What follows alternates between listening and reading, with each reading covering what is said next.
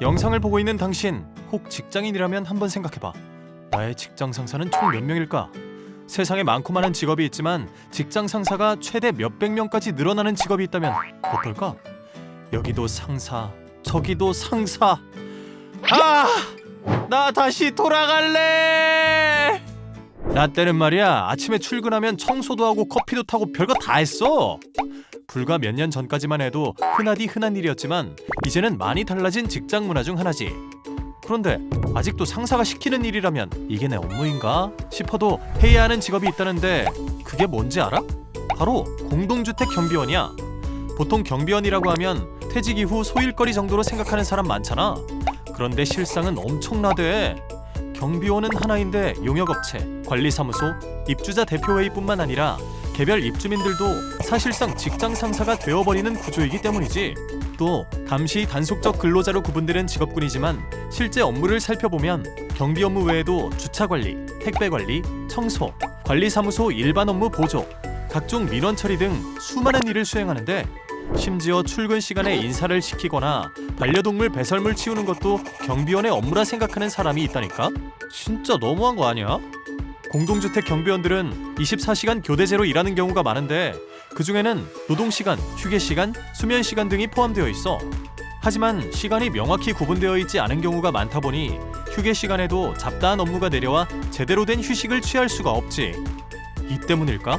2018년부터 2020년까지 업무상 질병판정위원회에 과로성 질환을 인정받은 경비원은 173명, 과로사로 인정받은 경비원은 74명인 점을 보았을 때 한 해 평균 80여 명의 경비원이 과로로 사망하거나 심각한 부상을 입고 있는 것을 알 수 있어.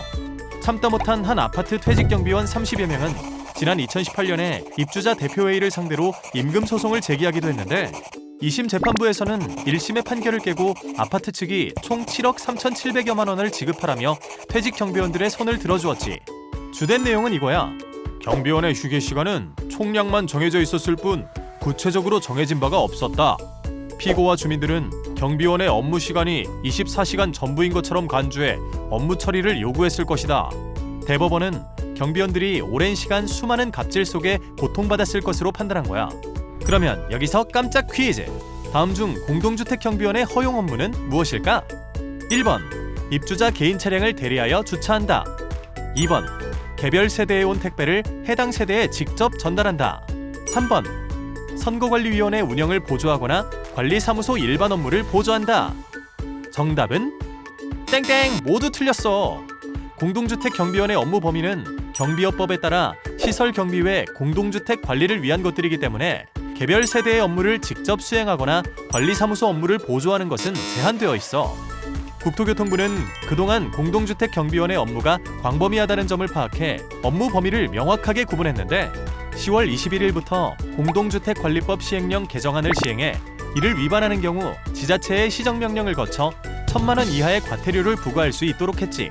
이번 제도 개선으로 공동주택 경비원의 처우가 조금이나마 나아지면 좋겠어. 입주민과 경비원과의 관계, 매번 난감할 수밖에 없는 거 아니냐고? 그럴 리가.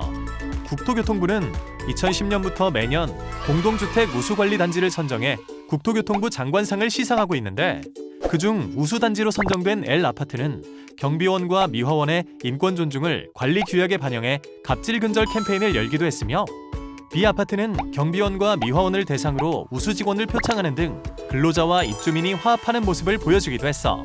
그 밖에도 2020년 11월 이후부터는 주민들의 수요에 맞게 공동주택 시설의 용도 변경이나 공사가 원활하게 추진될 수 있도록 공동주택 행위 허가 제도를 완화했는데 입주자들과 논의하여 경비원 등 근로자의 휴게시설 또는 경로당, 놀이터, 운동시설 등을 마련하는 게 좀 더 수월해질 것으로 기대돼.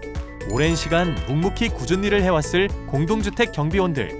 앞으로는 옆 동네 주민들은 힘을 합해 경비실에 에어컨을 달아드렸대.